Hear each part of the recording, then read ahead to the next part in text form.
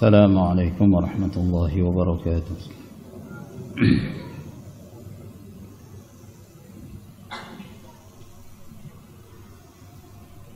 إن الحمد لله نحمده ونستعينه ونستغفره ونعوذ بالله من شرور أنفسنا ومن سيئات أعمالنا. من يهده الله فلا مضل له ومن يضلل فلا هادي له. وأشهد أن لا إله إلا الله وحده لا شريك له. وأشهد أن محمدا عبده ورسوله.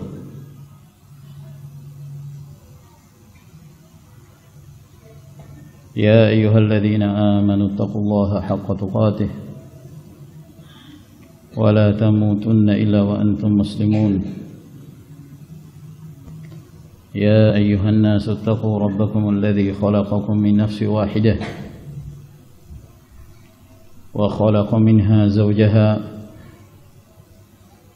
وبث منهما رجالا كثيرا ونساء واتقوا الله الذي تساءلون به والأرحام إن الله كان عليكم رقيبا. يا أيها الذين آمنوا اتقوا الله وقولوا قولا سديدا يصلح لكم أعمالكم ويغفر لكم ذنوبكم ومن يطع الله ورسوله فقد فاز فوزا عظيما. أما بعد فإن خير الكلام كلام الله تبارك وتعالى وخير الهدي هدي محمد صلى الله عليه وعلى آله وصحبه وسلم. وشر الأمور محدثاتها فإن كل محدثة بدعة وكل بدعة ضلالة وكل ضلالة في النار.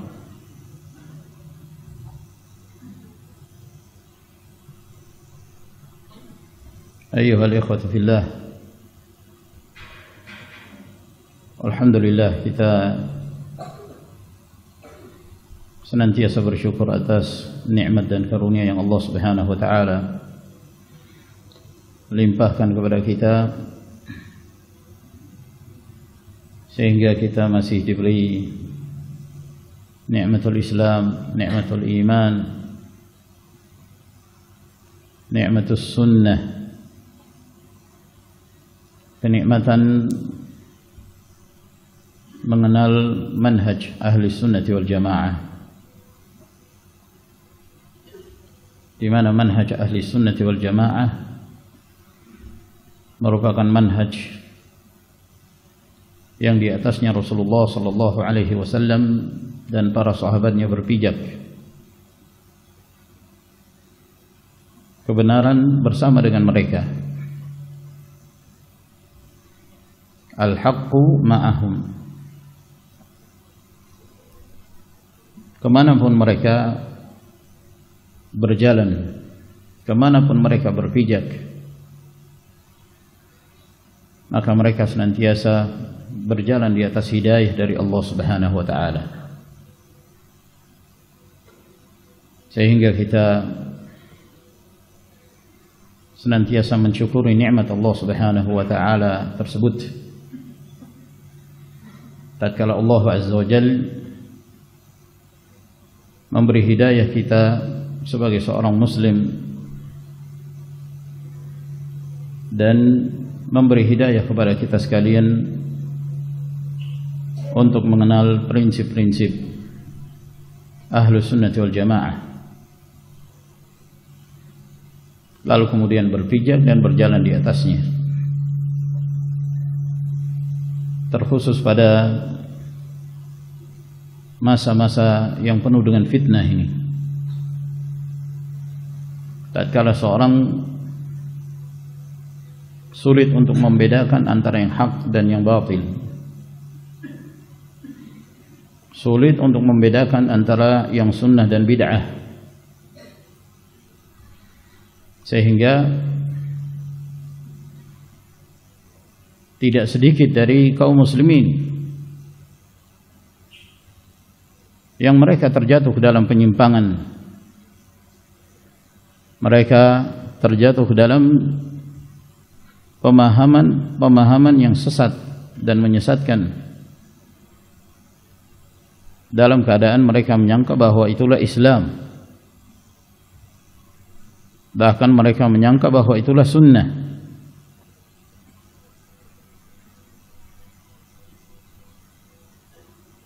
Dan Allah Jalla wa'ala senantiasa menjadikan kehidupan dunia ini sebagai daru al-ibtila, tempat di mana Allah Jalla wa'ala menguji para hambanya untuk memisahkan mana yang baik dan mana yang buruk,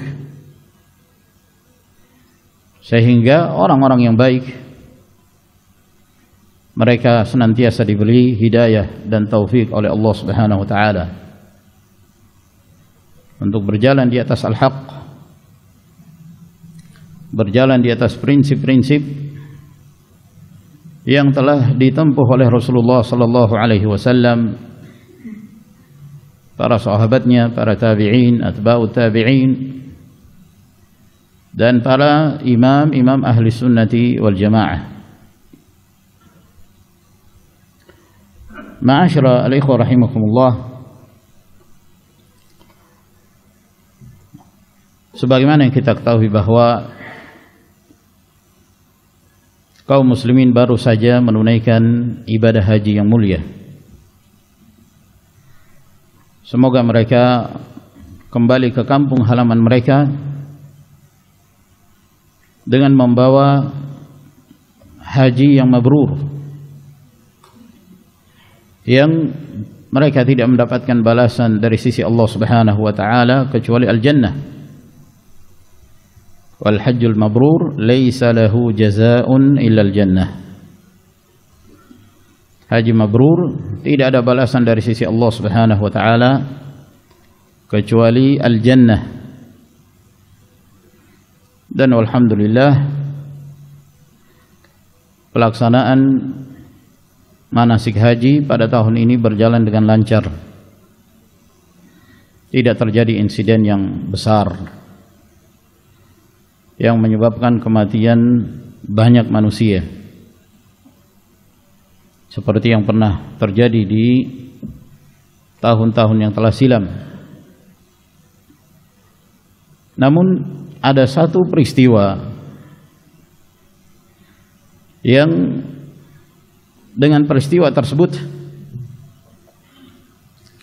bermunculan para du'at al-fitnah, para da'i-da'i yang bahkan secara zahir mereka menisbahkan kepada sunnah, menisbahkan kepada as-salafiyah. Namun dengan peristiwa tersebut tersingkap kondisi sebagian mereka yang ternyata termasuk di antara du'at al-fitnah, orang-orang yang menyuruh kepada fitnah. Dan seringkali pada saat ada satu peristiwa, maka di sana nampaklah sikap orang-orang yang berjalan di atas sunnah, berjalan di atas al-haq. Sementara orang-orang yang selama ini mereka belum menampakkan jati diri mereka, akhirnya dengan peristiwa tersebut nampak dan diketahui oleh para ulama bahwa mereka adalah du'at ilal fitnah. Pada tahun-tahun sebelumnya, pada saat terjadinya peristiwa Perang Teluk, peperangan yang terjadi ketika Saddam Hussein hendak menyerang Kuwait, lalu kemudian mendapatkan bantuan dari Arab Saudi, dari Amerika,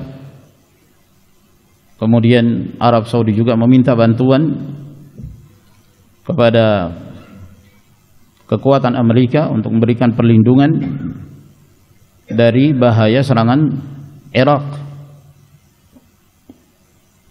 Maka muncullah orang-orang yang sebelumnya secara zahir mereka seakan-akan berjalan di atas sunnah, namun dengan peristiwa tersebut tersingkap bahwa mereka adalah da'i-da'i yang mengajak kepada fitnah dari para da'i-da'i sururiyah, Salman al-Auda, A'id al-Qarani, Nasir al-Umar, dan yang semisal mereka. Akhirnya tersingkap bahwa mereka adalah da'i-da'i yang mengajak kepada fitnah. Mereka menuduh dengan tuduhan yang keji terhadap pemerintah Arab Saudi atau kerajaan Al-Arabiyah As-Saudiyah. Sebagian mereka mengkafirkan, ya, karena menganggap bahwa mereka adalah antek Yahudi, Nasara. Mereka adalah sekutu Amerika. Barang siapa yang bersekutu dengan Amerika, maka dia termasuk bagian dari mereka. Muncul fitnah takfir, pengkafiran terhadap pemerintah Arab Saudi, sampai kepada tingkatan mengkafirkan para ulamanya, karena dianggap bahwa para ulama termasuk Syekh bin Baz rahimahullah ta'ala ketika itu dianggap sebagai budak kerajaan,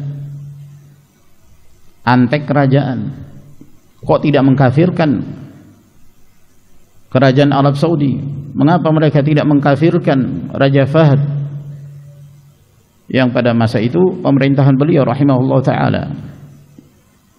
Lalu mereka menerapkan kaidah serampangan, man lam yukaffiril kafir fahuwa kafir. Barang siapa yang tidak mengafirkan orang kafir maka dia kafir. Para ulama dikafirkan. Bahkan di antara mereka ada yang terang-terangan mengatakan bahwa Syekh bin Baz murtad, kafir. Sebagian masih ragu-ragu. Kamu yang masih ragu mengkafirkan Syekh bin Baz, kamu tidak mengkafirkan orang kafir, kafir juga kamu. Saling mengkafirkan sebagian mereka dengan sebagian yang lain. Fitnah takfir. Akhirnya para ulama berbicara. Syekh Al-Albani berbicara, Syekh Ibn Uthaymin, Syekh bin Baz, dan Syekh Rabi', Syekh Muhammad, dan yang lainnya daripada imam-imam Ahlus Sunnati wal Jamaah pada saat itu membantah syubhat yang disebarkan oleh para penyeru kepada kesesatan. Nampak fitnah sururiyah pada saat itu. Nah, ma'asyiral ikhwah rahimakumullah, pada kejadian haji tahun ini itu ada peristiwa. Pada saat pihak kerajaan Arab Saudi mengangkat imam dan khatib di Arafah pada saat melakukan wukuf di Arafah, itu seorang bernama Dr. Muhammad Al-Isa, dan dia seorang amin am dalam organisasi Rabitah Al-Alam Al-Islami. Itu diangkat menjadi imam kaum muslimin di Masjid Namirah, khatib pada saat melakukan wukuf di Arafah. Nah, akhirnya ramai menjadi pembahasan di berbagai wilayah, bahkan di negara-negara kafir menjadi pembahasan mereka. Setiap orang berbicara. Ya. Sekarang ini kan seorang sangat mudah sekali berkomentar. Kalau dulu orang nggak punya mimbar, nggak bisa ngomong. Tapi sekarang, subhanallah, Mimbarnya adalah apa yang ada di tangannya, HP-nya, Twitter-nya, Facebook-nya, dan yang lainnya.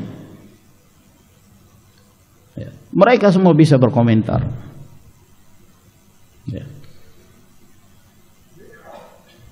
Orang-orang yang disebut sebagai deterjen, netizen. Beda tipis saja sebenarnya. Ada persamaannya deterjen dengan netizen. Sama-sama jadi tukang cuci. Kalau deterjen itu cuci pakaian. Kalau netizen cuci otak. Brainwash. Kata mereka the power of netizen. Kekuatan ada di tangan netizen. Kalau netizen sudah ngamuk, wow, itu biasanya orang sudah ketakutan. Ahlus sunnah wal jamaah tidak demikian, alhamdulillah. Ahlus sunnah wal jamaah kokoh di atas al-haq, berapapun jumlahnya, walaupun tidak ada pendukungnya. Kenapa? Karena mereka selalu berjalan bersama dengan al-haq. Al-jama'atu ma wafaqa al-haqqa wa in kunta wahdak. Jamaah itu yang sejalan dengan kebenaran walaupun kamu sendirian. Ya. Tapi orang-orang tidak memiliki prinsip ini takut sama dengan warganet itu, netizen itu. Takut. Takut diberi komentar, dislike. Takut diberi komentar macam-macam. Takutan. Ahlul haq tidak demikian. Walhasil Muhammad al-Isa yang diangkat menjadi imam dan khatib di Arafah ini ya punya kesalahan-kesalahan, bahkan kebatilan-kebatilan. Banyaklah. Para ulama juga berbicara. Kalau dia menyampaikan suatu itu bahasanya bahasa umum, bahasa politis. Ya. Yang bisa dibawa kepada makna ini ucapan jelas, ucapan yang batil, bahkan bisa mengarah kepada kekufuran. Ya. Bisa mengarah kepada kekufuran, penyatuan agama-agama dan yang semisalnya, Diana Ibrahimiyah dan yang lainnya.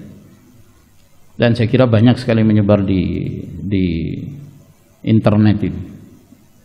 Para ulama juga berkomentar tentang kesalahan-kesalahan Muhammad al-Isa. Ghafarallahu lahu wa hadahullah. Semoga Allah Subhanahu wa taala memberikan hidayah kepadanya. Nah, ketika beliau diangkat oleh pemerintah Arab Saudi untuk menjadi imam dan khatib, terjadi keributan baik di dunia maya maupun di dunia nyata.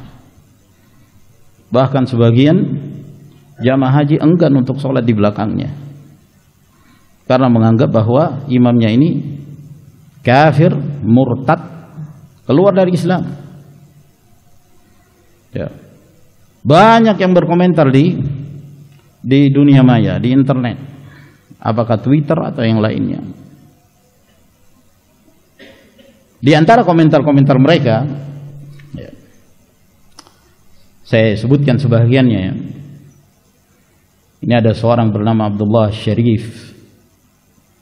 Dia mengatakan hadzal haqir huwa man ikhtarahu 'ilus Saudiyah Ibn Salman liyakhutub khutbah Arafah fil muslimin. Ini orang yang rendah ini adalah orang yang dipilih oleh Ijil. Ijil itu sapi, ya. Sapinya Arab Saudi, bin Salman. Maksudnya siapa ini?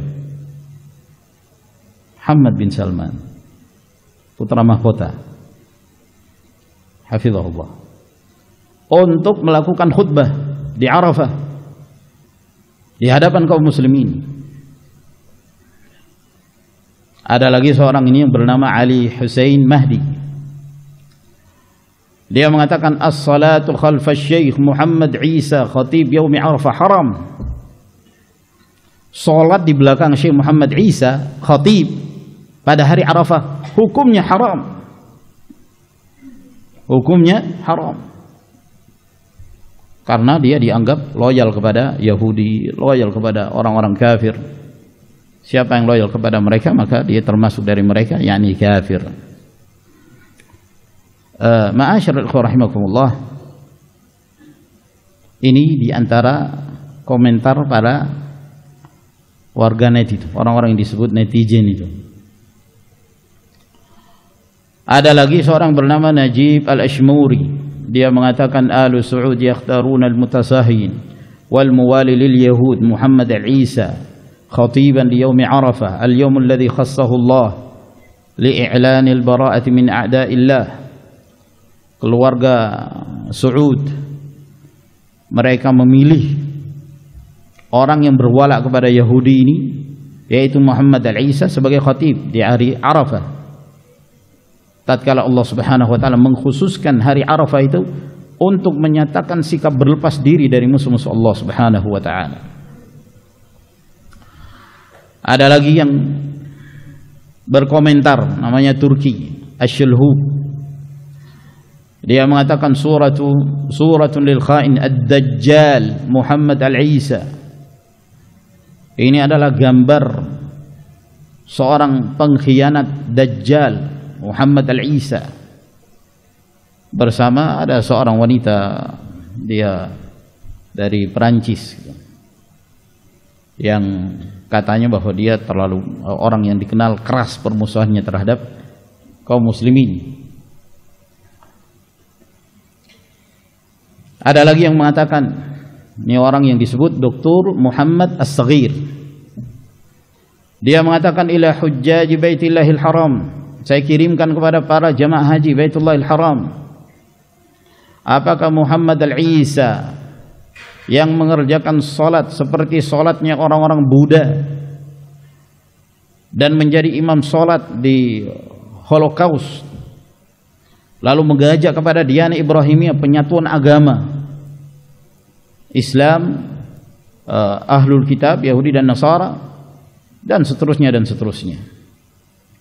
Lalu dia mengatakan qati'u khutbatal Isa watrukus salata khalfahu.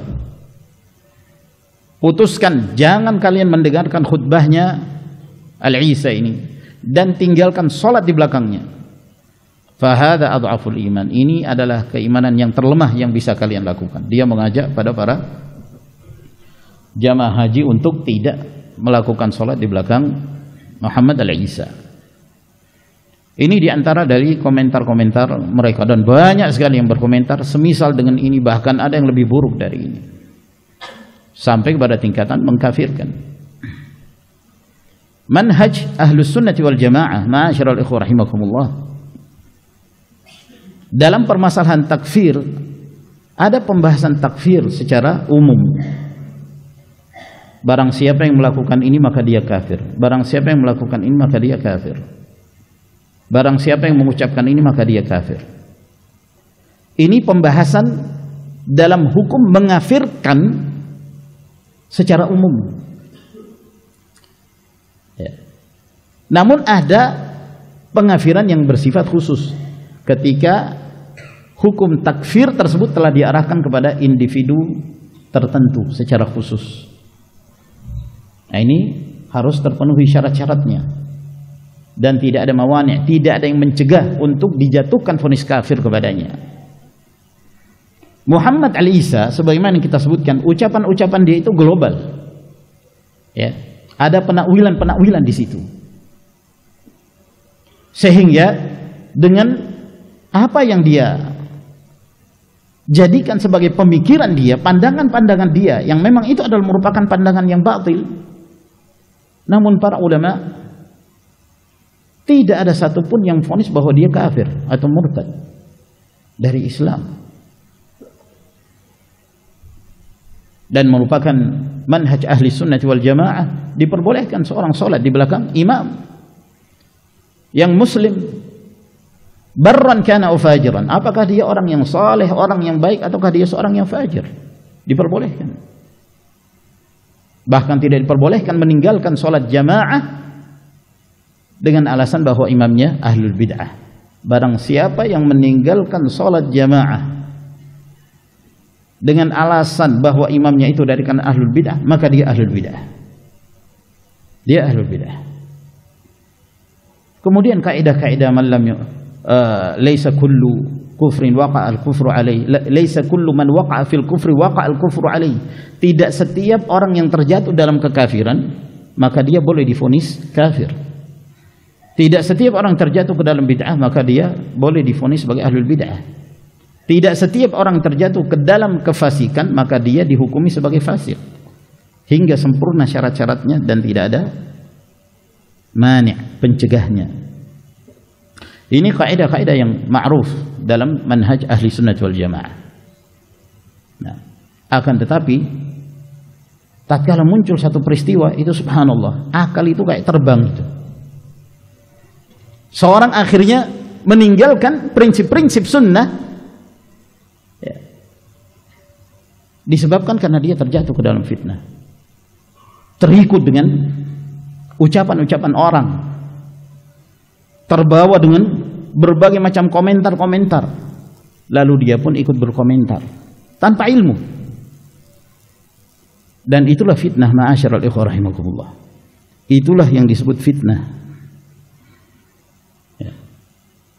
Ketika muncul satu peristiwa lalu kemudian manusia ini mengikuti sesuatu tanpa prinsip-prinsip yang jelas, mereka tidak terbimbing dengan bimbingan para ulama sunnah, maka yang terjadi adalah fitnah. Yang terjadi adalah fitnah.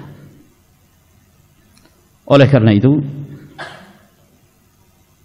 dalam berbagai peristiwa ma'asyiral ikhwah rahimakumullah, dalam perkara apapun, ahlus sunnah wal jamaah senantiasa merujuk kepada ulama. Wa idza ja'ahum amrun minal amni awil khawfi adha'u bih walau radduhu ila ar-rasuli wa ila ulil amri minhum la'alimahu alladhina yastanbitunahu minhum. Apabila datang kepada mereka satu perkara, satu peristiwa dari perkara yang mendatangkan rasa aman atau dari perkara yang mendatangkan rasa takut, kalau dikembalikan kepada keumuman manusia, adha'u bih, mereka sangat mudah menyebarkan. Mereka sangat mudah menyebarkan berita itu tanpa mengetahui dampak buruk yang akan terjadi. Ketemu orang, sampaikan. Ketemu lagi, sampaikan.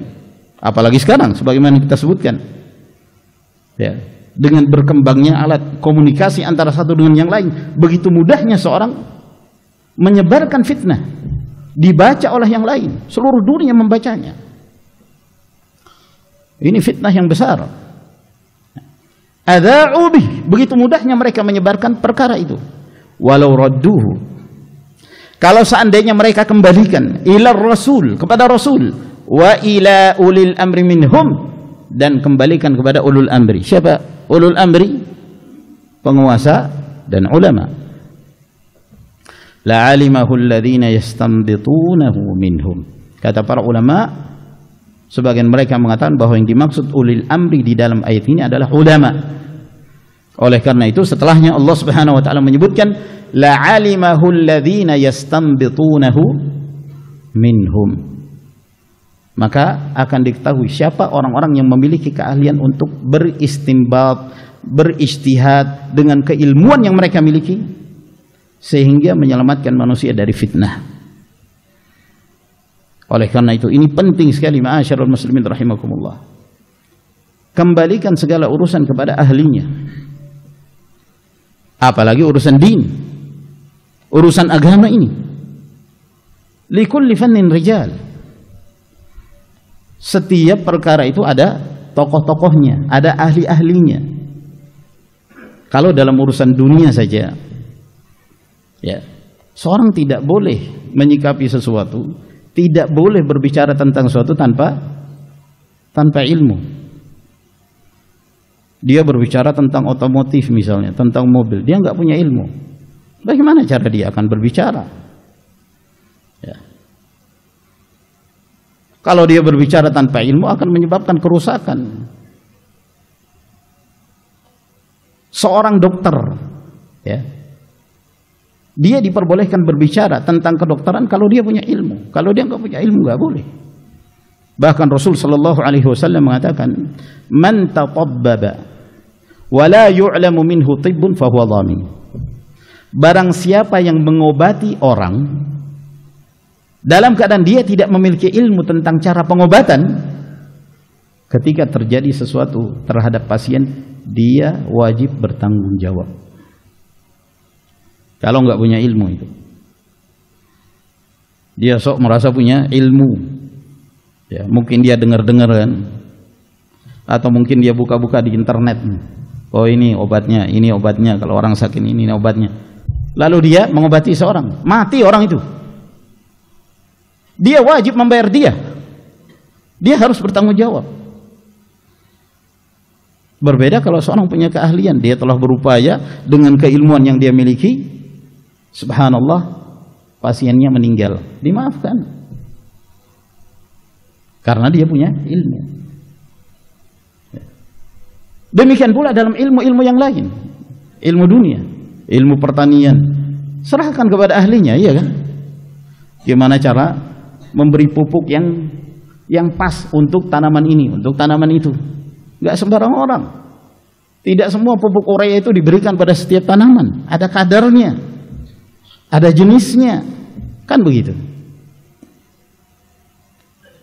Demikian pula ilmu din, ilmu agama ini ada ahlinya. Kalau diserahkan kepada yang bukan ahlinya, yang terjadi adalah kehancuran. Yang terjadi adalah kehancuran. Kata Nabi sallallahu alaihi wasallam, "Idza wusida al-amru ila ghairi ahlihi fantadhiris sa'ah." Apabila satu urusan diserahkan kepada yang bukan ahlinya, tunggu, hancur itu.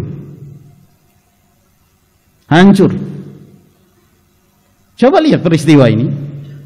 Ketika semua berkomentar, subhanallah, ada yang sampai mengkafirkan, ada yang sampai mengatakan murtad dari Islam, tidak sah hukumnya salat di belakang Muhammad al-Isa, disebarkan, orang-orang membacanya. Apa tidak menjadi fitnah bagi kaum muslimin? Mereka terbawa, ya, dengan semangat Islam, membaca komentar-komentar. Semakin banyak yang berkomentar dengan nada yang sama, maka dia akan terbawa, ya. Dia menyangka semakin banyaknya orang berkomentar menunjukkan itu kebenaran, tidak lagi dikembalikan kepada ahlinya. Maka ini, ma'asyiral ikhwah rahimakumullah, fitnah. Inilah yang disebut fitnah, ya. Tidak mengembalikan satu perkara kepada ahlinya, kepada para ulama. Lihat pada masa-masa yang terjadi di masa as-sahabah radhiyallahu ta'ala anhum, apa yang menyebabkan terjadinya pembunuhan terhadap Utsman radhiyallahu anhu, ya. Ini berkumpulnya orang-orang yang menyebarkan fitnah terhadap Utsman radhiyallahu ta'ala anhu. Dianggap Utsman melakukan KKN, nepotisme. Dia memasukkan, dijadikan sebagai pejabat dari orang-orang yang ada hubungan keluarga dengannya. Utsman radhiyallahu ta'ala dituduh telah menyelisih, meninggalkan sunnah Rasulullah sallallahu alaihi wasallam, dan mereka ini akhirnya berkumpul satu dengan yang lain, saling menguatkan satu dengan yang lain, sampai kepada terjadinya fitnah, terbunuhnya Utsman bin Affan radhiyallahu ta'ala anhu Dzun-Nurain, salah seorang sahabat Nabi sallallahu alaihi wasallam yang telah mendapatkan jaminan sebagai ahlul jannah dengan nas sabda Rasulullah sallallahu alaihi wasallam.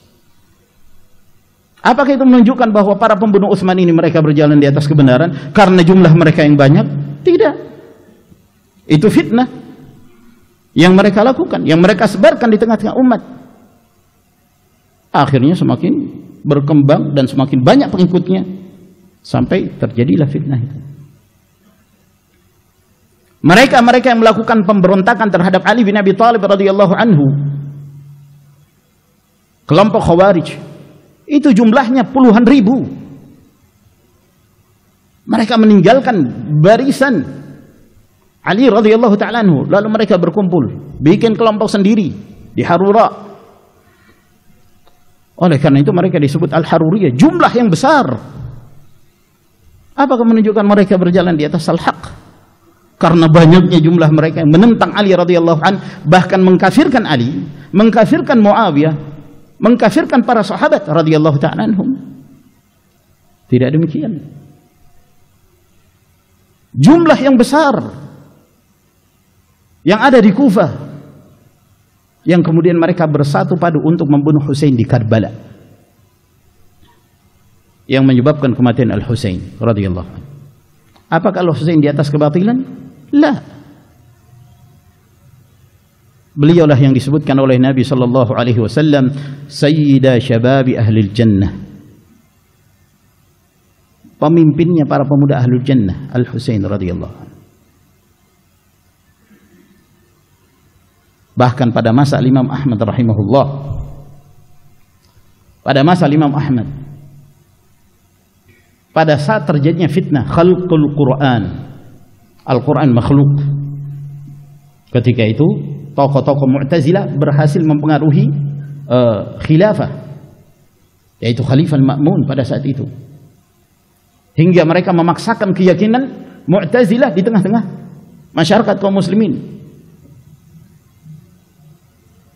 bahwa kaum muslimin harus mengatakan Al-Quran itu makhluk, bukan kalam Allah. Itu menjadi keyakinan yang wajib, yang harus dianut oleh kaum muslimin. Ini kan jelas menyelisihi prinsip Ahlus Sunnah wal Jamaah. Al-Imam Ahmad rahimahullah sabar menghadapi fitnah itu. Sampai disebutkan dalam satu riwayat, kata Hanbal, ijtama'a fuqaha'u Baghdad, berkumpul para ahli fikih Baghdad. Ini berkumpul para ahli fikihnya. Ini bukan orang-orang sembarangan ini. Orang punya ilmu, tapi dalam permasalahan fikih. Fuqaha, mereka berkumpul mendatangi Al-Imam Ahmad rahimahullah ta'ala, meminta agar Al-Imam Ahmad mengeluarkan fatwa untuk melakukan pemberontakan terhadap pemerintahan Al-Wathid pada saat itu. Ya. Karena ini sudah fitnah, fitnatu khalqil Quran, menyebar di tengah-tengah kaum muslimin. Kita harus melakukan perlawanan. Kata Imam Ahmad rahimahullah, ad-dima, sabar kalian. Darah-darah akan ditumpahkan, sabar kalian.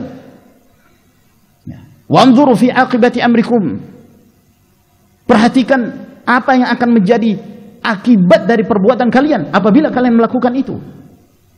Wasbiru, bersabarlah kalian. Hatta yastariha barrun aw yustarahu min fajir, agar kemudian orang yang baik itu istirahat atau kita ditenangkan, dijauhkan dari orang-orang yang fajir. Lalu beliau mengatakan, laisa hadza shawab, hadza khilaful athar. Ini tidak benar perbuatan kalian ini. Ini menyelisihi al-athar, menyelisihi riwayat-riwayat yang datang dari Rasulullah sallallahu alaihi wasallam dan para ulama salaf. Ini para fuqaha Baghdad. Ya. Apakah kemudian kita mengatakan mereka para fuqaha itu benar karena jumlah mereka lebih banyak? Tidak. Al-haqqu wahid. Kebenaran itu tidak akan berubah. Prinsip-prinsip Ahlus Sunnati wal Jamaah pada setiap masa, ya itu juga. Hanya saja ada sebagian itu kalau sudah terbawa dengan fitnah, kaidah-kaidah itu kayak hilang.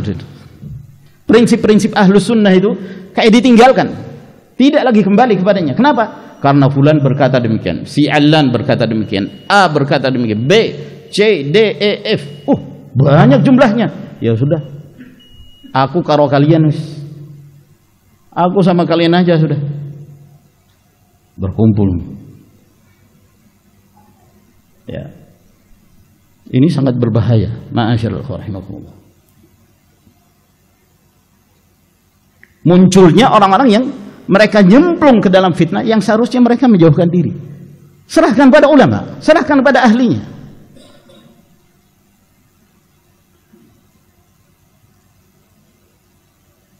Allah Jalla wa Ala berfirman, "Wattaqu fitnatan la tusibanna alladhina zalamu minkum khassah." Takutlah kalian terhadap satu fitnah yang kalau fitnah itu terjadi bukan hanya menimpa orang-orang khusus yang zalim saja, tapi akan bersifat umum. Yang baik, yang buruk kena semua. Dalam riwayat Al-Imam Al-Bukhari dan Muslim kata Nabi sallallahu alaihi wasallam, "Satakunu fitan, al-qa'idu fiha khairun min al-qa'im, wal qa'imu fiha khairun min al-mashi, wal mashi fiha khairun min as-sa'i. Faman tasharrafa laha tastashrifuhu, wa man wajada ma'adhan aw malja'an falya'udz bihi." Akan muncul fitnah-fitnah. Yang duduk itu lebih baik daripada yang berdiri. Yang berdiri lebih baik daripada yang berjalan. Yang berjalan lebih baik daripada yang berlari. Apa maksud dari sabda Nabi sallallahu alaihi wasallam? Seorang menghindari dan menjauhkan diri dari fitnah itu jauh lebih baik daripada seorang yang mengikuti fitnah itu. Semakin dia mengikuti fitnah, maka semakin dia jatuh dalam kebinasaan. Man tasyarrafa laha tastashrifu. Barang siapa yang berusaha untuk mengikuti fitnah itu, maka fitnah itu akan membinasakan dia. Dan barang siapa yang mendapatkan tempat untuk berlindung, segera dia berlindung. Itu prinsip yang diajarkan oleh Nabi sallallahu alaihi wasallam ketika muncul fitnah. Uskut, diam. Jangan berkomentar. Kamu nggak punya ilmu, jangan berbicara.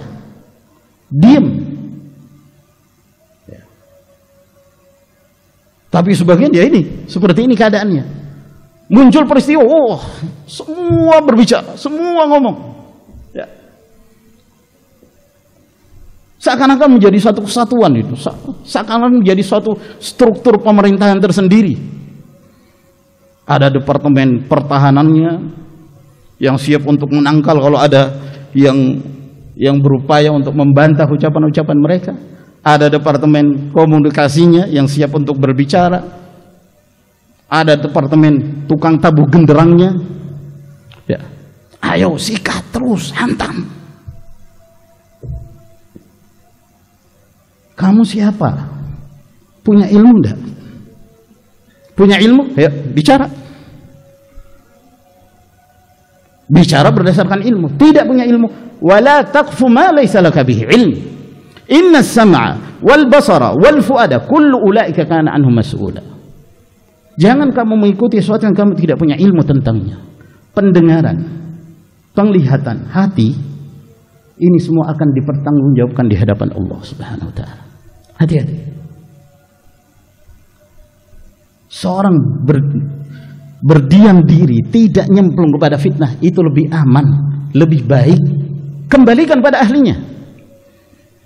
Ketika kamu nyemplung, wah, ini dikhawatirkan akan terus tanjeru ma'al fitan. Engkau akan terus ikut bersama dengan fitnah itu, yang menyebabkan kamu semakin jauh dari al-haq.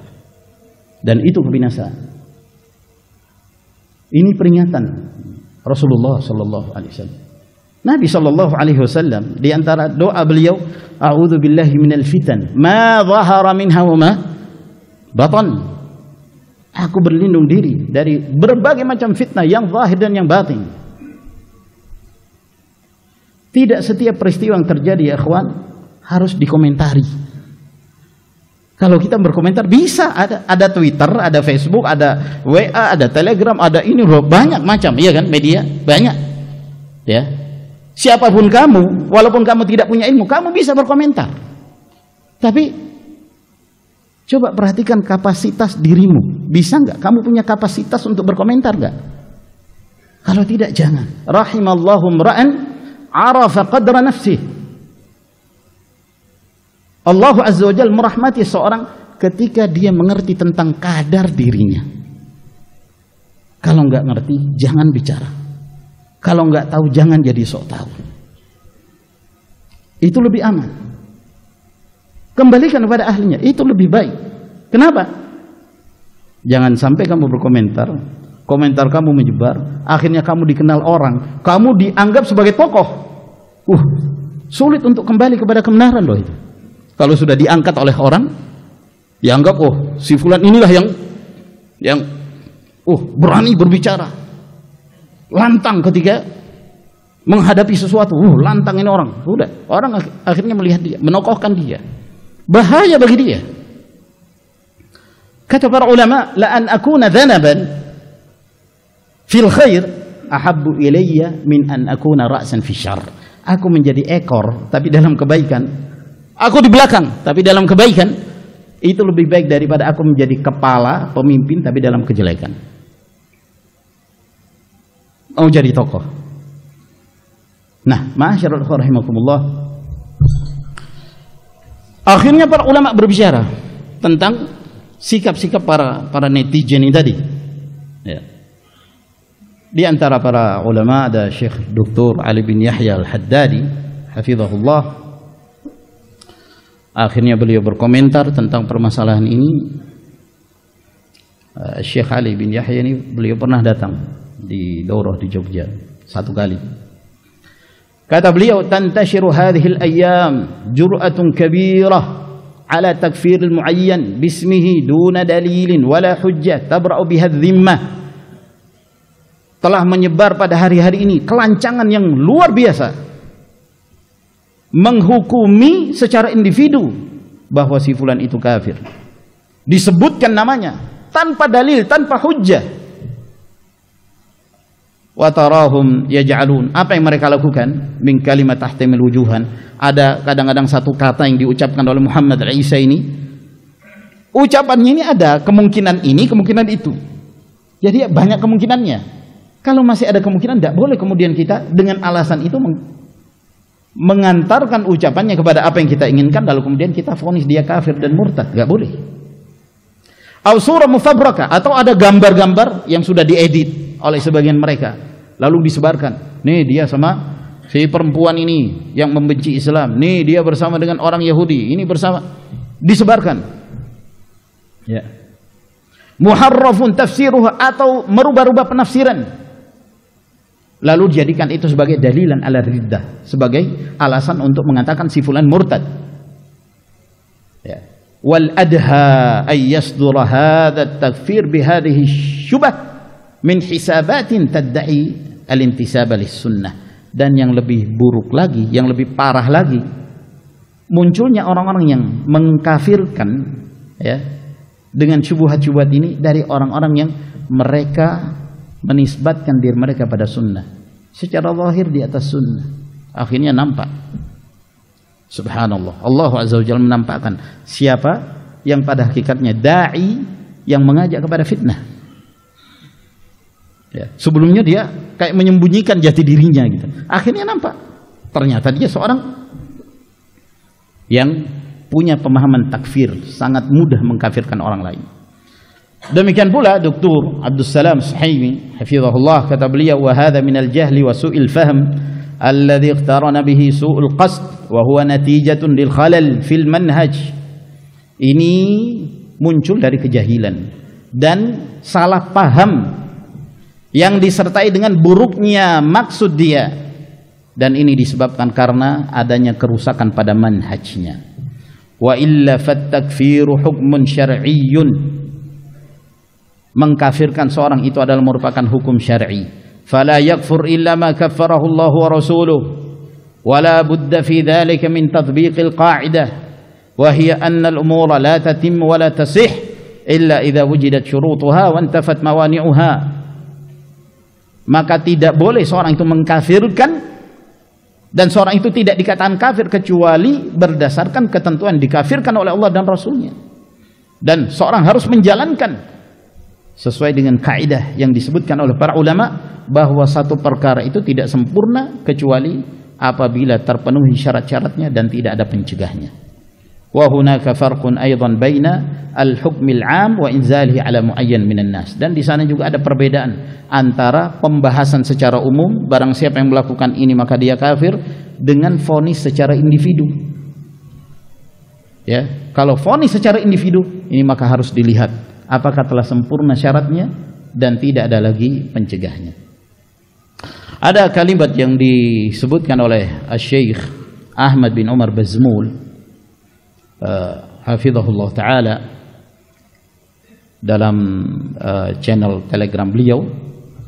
Beliau mengomentari permasalahan ini bahwa subhanallah, sekarang ini banyak terjadi pergeseran di dalam memahami prinsip-prinsip sunnah. Kata beliau, al-inkarul alani ala waliyil amr, pengingkaran secara terang-terangan terhadap pemerintah. Ini beliau menyebutkan semuanya adalah penyimpangan-penyimpangan yang dianggap oleh sebagian orang ini kebenaran. Ya, mengingkari pemerintah, penguasa dengan terang-terangan. Mu'aradatul hakim, ya, kontra terhadap hakim, melakukan perlawanan terhadap penguasa. At-tadakhul fi syu'unihi wa mas'uliyatihi, mengintervensi penguasa dalam urusan-urusan yang itu menjadi tanggung jawab penguasa. Dia mengintervensi, dia ikut bicara. Ini semuanya penyimpangan ini ya. Ada musam'i wa ta'li waliul amr, tidak ada bentuk ketaatan kepada waliul amr, menganggap boleh menentang waliul amr. Tanzilul alim manzilatal hakim, memposisikan seorang alim seperti penguasa. Alim, syekh, ustadz, ya kedudukan dia walaupun bagian dari waliul amr, tapi statusnya sebagai orang yang berilmu, bukan sebagai penguasa. Tidak boleh seorang alim, seorang syekh, seorang ustadz dianggap bahwa dia seperti pemerintah. Syekhuna Abul Abbas Adil Mansur hafizahullah, beliau dalam banyak ceramah beliau di Indonesia, beliau menyebutkan banyak sekali perbedaan antara alim dengan hakim, penguasa. Tadakhul ba'd syuyukh fi umuri walil amr, intervensi sebagian para syekh dalam membicarakan perkara-perkara yang berkaitan dengan penguasa, mencela penguasa, mengkritisi penguasa. Fi syu'uni ad-duwal al-ukhra, demikian pula intervensinya sebagian para syekh dalam membicarakan pemerintah yang ada di negara-negara yang lain. Nah, ini ada pemahaman sebagian, mereka menganggap yang nggak boleh itu kalau membicarakan pemerintah kita sendiri. Kamu orang Indonesia, ya, lalu kemudian kamu mengkritisi pemerintah Indonesia. Tapi kalau kamu mengkritisi pemerintahan Turki misalnya, boleh, nggak apa-apa, kritisi itu. Kamu mengkritisi pemerintahan Qatar karena berselisih dengan Arab Saudi, boleh kamu kritisi. Ini juga penyimpangan yang lain. Sebagian syekh terjatuh ke dalamnya, kata beliau. Yang benar tidak diperbolehkan. Dalil-dalil umum tidak boleh membicarakan dan melakukan cercaan terhadap para penguasa, baik penguasa yang ada di negerinya atau penguasa yang ada di negeri yang lain, tidak boleh. Ya. Waliul amr atau nuwabuhu, wakil-wakilnya seperti gubernur-gubernur, itu termasuk dari waliul amr, penguasa. Ada lagi sebagian, salah seorang dari Ustadz Raja, ya, mengkritisi penguasa beberapa tahun yang lalu. Ya. Alasannya apa? Alasannya, ya dia kan bukan penguasa saya, dia kan gubernur untuk wilayah Jakarta. Saya kan bukan tinggal di Jakarta, jadi boleh dong saya mengkritisi dia. Ya. Sampai menyebutkan istilah-istilah ojo kuwi. Ya. Ojo kuwi, tahu ojo kuwi? Mana orang Jawa ini? Ojo kuwi. Jangan itu. Sampai bikin kayak apa ya, sinetron singkat itu. Ya. Ketika pemilu muncul 01, 02 itu ya. Nah, dengan alasan itu kan bukan pemerintah saya. Subhanallah. Ya. Kamu ketika membicarakan penguasa yang ada di negeri yang lain, itu berarti sama saja kamu mengompori rakyat yang ada di sana untuk melawan penguasanya. Maka ini juga termasuk penyimpangan. Ittikhadul alim umara lahu dakhiliyan wa kharijiyan. Ya. Seorang alim punya cabang-cabang. Masing-masing daerah ada pemimpinnya. Sekarang ini banyak muncul jamaah-jamaah gitu. Ya. Dia dianggap sebagai seorang ustadz mungkin, seorang ustadz atau seorang syekh. Ya. Tapi dia punya wakil-wakil di setiap daerah gitu. Bahkan bukan dianggap sebagai ustadz saja, khalifah, khilafatul muslimin. Di setiap daerah punya cabang-cabangnya, ada gubernur-gubernurnya, ada pemimpin-pemimpin daerahnya. Ya. Mungkin pemimpinnya itu juga masih ngontrak di tempatnya itu. Tetangganya nggak tahu kalau dia gubernur, nggak ngerti. Ya. Punya KTP sendiri, punya aturan sendiri, keluar membangun negara di dalam negara. Tashkilu daulah fi batni daulah, membangun negara dalam negara Indonesia. Ini juga banyak yang seperti ini keadaannya. Takfirul muslim bila hujjah, mengkafirkan seorang muslim tanpa hujjah. Adamul udzur bil jahl, tidak memberikan uzur kepada seorang dengan kejahilan dia, lalu kemudian langsung divonis bahwa si fulan demikian. At-ta'assub lisyuyukh, fanatik terhadap syekh-syekh tertentu. Al-kalamu bil hawa wal jahl wa adamil faham, berbicara berdasarkan hawa nafsu, kejahilan, tidak ngerti tentang kondisi, berbicara. Kata beliau, asbahat hadhihi al-umur 'inda ba'dil juhal wal maghrurin wa ashabil hawa hiya sunnah. Perkara-perkara ini dalam pandangan sebagian orang jahil dan orang-orang yang tertipu dengan para pengingkar hawa nafsu dianggap itulah sunnah. Sehingga ketika itu dirubah dan dibenarkan cara pandang mereka yang menyimpang itu, maka mereka mengatakan sunnah telah dirubah, agama ini telah hancur. Yang benar kata beliau, ini semua adalah merupakan perkara yang menyelisih sunnah, menyelisih manhaj as-salafus salih. Maka benar apa yang disebutkan oleh Abdullah bin Mas'ud radhiyallahu anhu ketika beliau mengatakan, kaifa antum idza labisatkum fitnah yahramu fiha al-kabir wa yarbu fiha as-saghir wa yattakhidhuha an-nasu sunnatan fa idza ghuyyirat qalu ghuyyiratis sunnah. Bagaimana sikap kalian pada saat muncul fitnah di tengah-tengah kalian, di mana orang tua mereka menjadi fikun di atas fitnah ini? Artinya mereka bertahun-tahun lamanya berjalan di atas fitnah dan penyimpangan ini. Anak kecil mereka tumbuh dewasa dalam keadaan mereka berjalan di atas fitnah ini. Manusia menganggapnya sebagai sunnah. Sehingga ketika ada orang yang datang untuk merubah penyimpangan itu, kata mereka sunnah telah dirubah. Sunnah telah dirubah, padahal itu penyimpangan, itu bid'ah. Ketika ada yang datang mengingkarinya, mereka katakan sunnah telah dirubah. Allahul musta'an.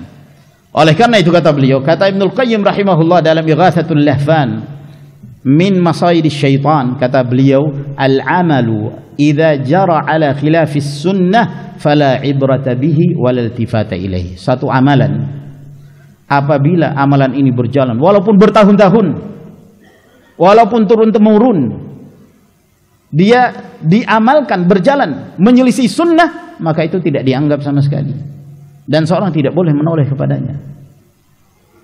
Tidak boleh seorang mengatakan, oh ini sudah dari nenek moyang kami sudah mengamalkan ini. Tidak boleh, tidak teranggap sama sekali apabila itu menyelisihi sunnah yang datang dari Nabi Sallallahu Alaihi Wasallam. Lalu kata beliau, alangkah indahnya apa yang disebutkan oleh Abdullah bin Hasan terhadap orang mengingkari sunnah. Diriwayatkan oleh Abdullah bin Ishaq al-Ja'fari, kata beliau, kana Abdullah bin Hasan yukthirul julus ila Rabi'ah. Abdullah bin Hasan ini sering duduk bermajelis di majelisnya Rabi'atul Ra'i, gurunya Imam Malik rahimahullah. Lalu fatadzakkaru yawman as-sunan, suatu ketika mereka duduk membahas tentang sunnah-sunnah Nabi Sallallahu Alaihi Wasallam.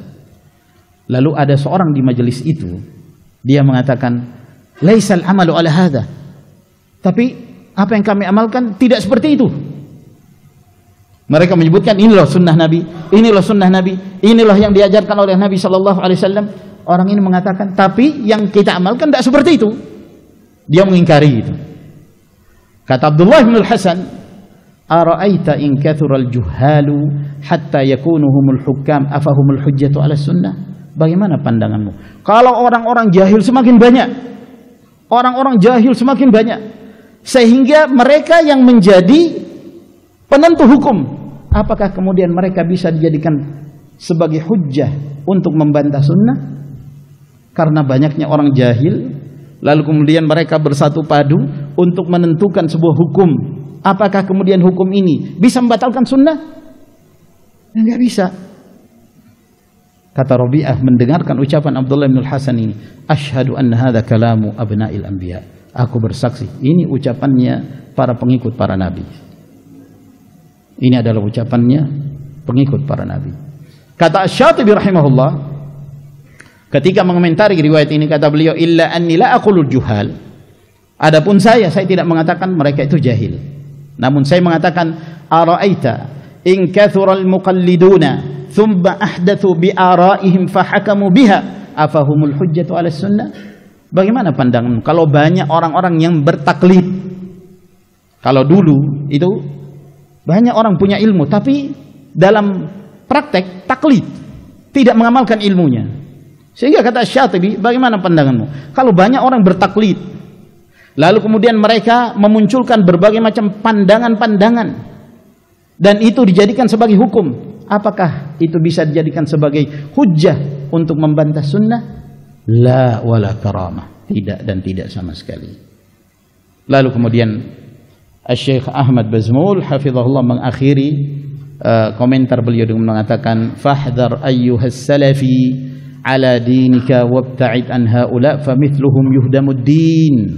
Maka berhati-hatilah engkau wahai salafi, jaga agamamu dan menjauhkan dirilah kamu dari orang-orang yang semisal ini, karena yang semisal mereka itulah agama ini menjadi roboh. Demikian ma'asyiral ikhwah rahimakumullah yang kita bahas pada pertemuan kita di malam hari ini. Semoga memberi manfaat kepada kita sekalian. Wa akhiru da'wana alhamdulillahirabbil alamin. Sallallahu ala nabiyyina Muhammad wa ala alihi wa sahbihi wa sallama tasliman katsira. Wassalamu alaikum warahmatullahi wabarakatuh.